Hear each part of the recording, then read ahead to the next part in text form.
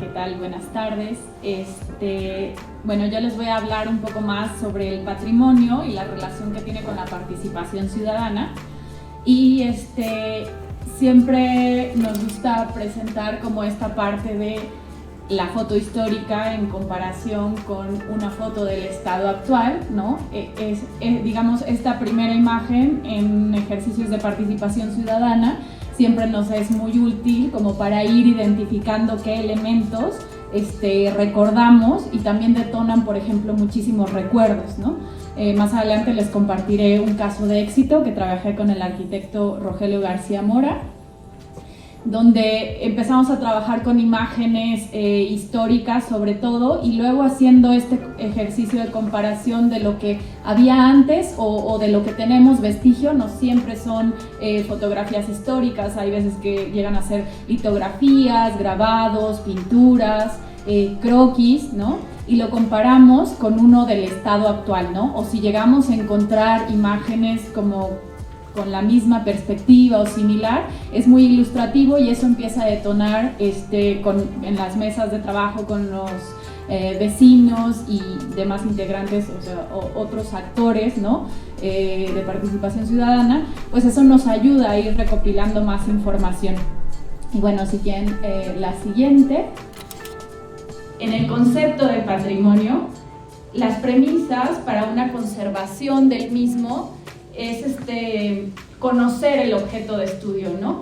Investigar un poco más desde fuentes históricas bien documentadas, pero también esta parte de la historia oral, ¿no? Que hay en general en los pueblos y barrios. Hay que reconocer que el objeto de estudio no se maneja como un elemento aislado, ¿no? Siempre forma parte de un conjunto. Por ejemplo, podría formar parte de un paisaje histórico, ¿no? El paisaje histórico es una nueva forma de abordar los temas de conservación y restauración del patrimonio, y este tipo de estudios nos ayudan a identificar los componentes identitarios de los paisajes históricos con el fin de conservarlos y revalorizarlos, ¿no? Me refiero a un componente identitario a aquellos elementos, o como le decimos en la arquitectura y el urbanismo, a hitos sobresalientes en este paisaje o en los entornos que generan una identidad de estos espacios, ¿no? Por ejemplo, en el caso de la Conchita, pues es muy claro, ¿no? Es la plaza, ¿no? Que antes era el atrio de la iglesia, que es la Conchita, y todos la ubicamos muy claramente, ¿no? Pero aparte de ese, siempre empiezan a haber otros hitos, ¿no? De diferentes características que le dan esa identidad al espacio. Y bueno, en general el paisaje está definido por el Convenio Europeo de Paisaje en 2020 como cualquier parte del territorio tal y como es percibida por las poblaciones, cuyo carácter resulta de la acción de factores naturales y o humanos y de sus interrelaciones. Esta última parte de la definición es muy importante y es el fundamento de un estudio desde la disciplina del paisaje, de analizar espacios para su puesta en valor, para restaurarlos y para conservarlos, ¿no? Y también es importante mencionar que el paisaje está reconocido a nivel internacional como un recurso no renovable, ¿no? Esto quiere decir que implica tener como políticas también más puntuales para que este patrimonio no se pierda, ¿no? Porque en el paisaje una parte fundamental, que es a diferencia, digamos, de los estudios urbanos, es que consideran mucho más los actores humanos, ¿no? O sea, estas interacciones, cómo funcionan los espacios y también cómo se van construyendo. La siguiente, por favor. Y bueno, el paisaje histórico nos sirve como un documento histórico desde donde se reconoce el territorio.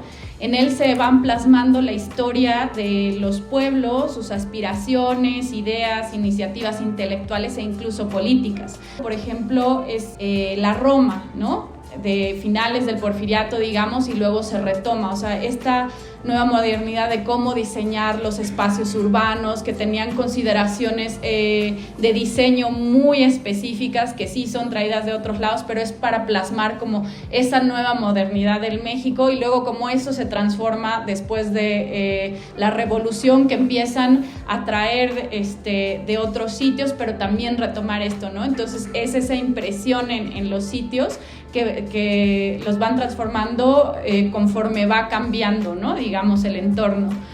Algunos paisajes han trascendido a pesar de que han sufrido múltiples intervenciones, y por ello se convierten en genuinos símbolos del carácter histórico de los pueblos que los habitan. Los paisajes hay que entender que son evolutivos, ¿no? No se quedan congelados en el tiempo, y esto quiere decir que se van enriqueciendo a través del tiempo. En la parte que he desarrollado sobre el estudio de los paisajes históricos, por eso hago mucha mención de los elementos identitarios, para no perder esta parte fundamental del paisaje, pero permitir de que nuevas intervenciones, digamos, que vayan aportando a este paisaje sin que se pierda su carácter original. Y bueno, es importante el reconocimiento del del paisaje histórico, porque es una forma de abordar la problemática de la conservación del patrimonio urbano actual, ¿no? Sobre todo en esta ciudad, que tenemos muchísimos pueblos, ¿no?, originarios, que quedaron inmersos en una ciudad que sigue creciendo, sigue evolucionando. Entonces la importancia de que estos sitios conserven parte de su identidad, y eso también tiene que ver con su gente. Y bueno, hablando un poco más hacia la restauración participativa, como yo lo he llamado en los últimos proyectos, este es un proceso de restauración y conservación donde la sociedad, los vecinos, y en general todos los que tienen que ver con el espacio, aunque no sean residentes, es participar activamente como testigos de las transformaciones del estado original, y también se vuelven custodios del patrimonio, ¿no? Ya se empiezan a preocupar y son los primeros en alzar la mano. Aquí está pasando algo, está viendo esta transformación, es adecuada esa transformación, y también el arraigo que hay en cuanto a la cultura y esta parte histórica. Y bueno, según las recomendaciones internacionales sobre paisaje, llevar a cabo proyectos desde el enfoque del paisaje es una nueva forma de pensar y abordar la protección e intervención en zonas patrimoniales, al tiempo de contribuir a la creación de políticas de intervención para la conservación y puesta en valor del paisaje histórico, y también en los paisajes históricos urbanos, que sería el caso de La Conchita. Y bueno, las aportaciones de la restauración participativa, de las más importantes que hemos identificado, es la puesta en valor de hitos olvidados, e incluso algunos que han sido comprometidos, ¿no? Digamos que necesitan un proceso de restauración por falta de arraigo y uso. Nos pasó en una fuente de cerca de 1930 que restauramos, que también tuvimos un trabajo con los vecinos donde nos decían, bueno, esta fuente ya no aporta como a nuestro entorno, está muy descuidada, no le vemos como ese valor artístico. Y cuando hicimos el proceso de restauración encontramos la foto de cuando la inauguraron, y si ven el resultado de ahora es totalmente diferente, y los vecinos la volvieron a cobijar y la sienten parte de su entorno, y digamos que ya sienten como ese orgullo de ese monumento artístico, ¿no?, que estaba caído como en el olvido. Ya casi nadie recordaba cómo era originalmente, a excepción de 2 vecinas que eran originarias de ahí, ¿no? Es una colonia que sufrió muchas evoluciones y pues había caído en el olvido, digamos.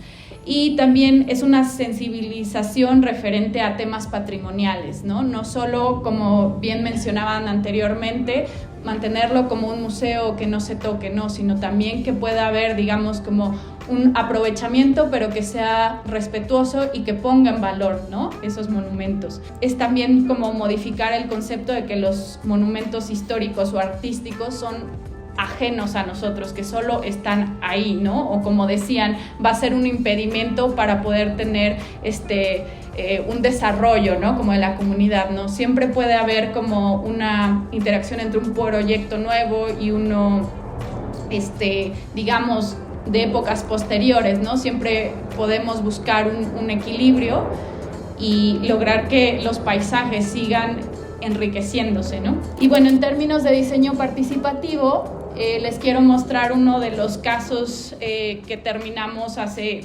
aproximadamente 2 meses. Igual lo trabajé con el arquitecto Rogelio García Mora, y es sobre el atrio y templo de San Sebastián y también el proyecto para la mejora de las calles de Joco. Digamos que en la primera etapa lo que desarrollamos le llamé preliminares a este primer acercamiento que tuvimos. Primero siempre empezamos con una investigación histórica en términos generales del caso de estudio y de su contexto. Y bueno, el primer acercamiento que hicimos fue visitas al sitio para ir viendo cómo funcionaba, ¿no? Sobre todo el tema del atrio, ¿no? Empezamos por el atrio de la iglesia y ahí también identificamos los actores clave, ¿no? Tuvimos entrevistas con el mayordomo, con el cura, con vecinos que son más allegados a la iglesia, con exmayordomos, también con los danzantes. Hay en las fiestas patronales, las 2 que tienen, pues empezamos a tener interacción con ellos.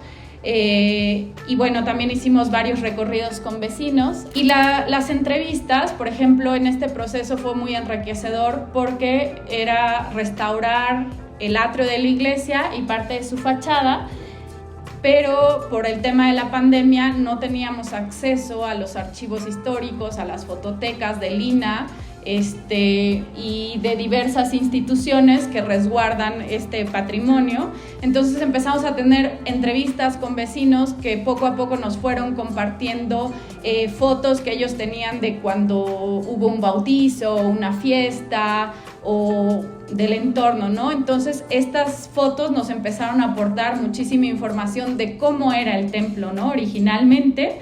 Y pues toda esta recopilación también fue muy enriquecedora porque empezamos a trabajar directamente con los vecinos en el diseño, ¿no? Y bueno, el resultado de esto, por ejemplo, en el templo, es un plano conceptual de cuáles eran las actividades que se desarrollaban en el atrio para nosotros como diseñadores proponer algo acorde a estos usos, sobre todo cuando son fiestas patronales, y también la propuesta de cómo íbamos a intervenir fachadas y pavimentos.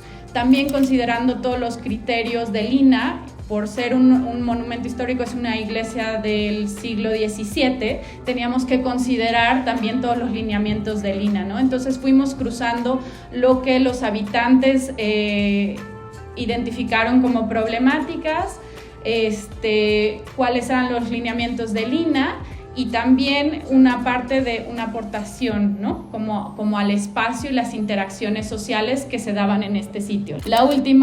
El último ejercicio que hicimos ya fue en el proceso de obra y fue un acompañamiento prácticamente casa por casa. Diseñamos una banca puente de Joco, que retomábamos piedra volcánica que se encontraba en el sitio, en una barda que se demolió, que a pesar de que era de los 70, ya reconocían en la identidad de Joco, ¿no? Ese material, nomenclatura de las calles y bueno, también todo lo de las fachadas, los anuncios publicitarios, ¿no? de cada local se trabajó con los vecinos. Entonces pusimos una paleta de color y ellos eran libres de elegir como entre esos colores de una paleta que viene definida para centros históricos por parte del INAH.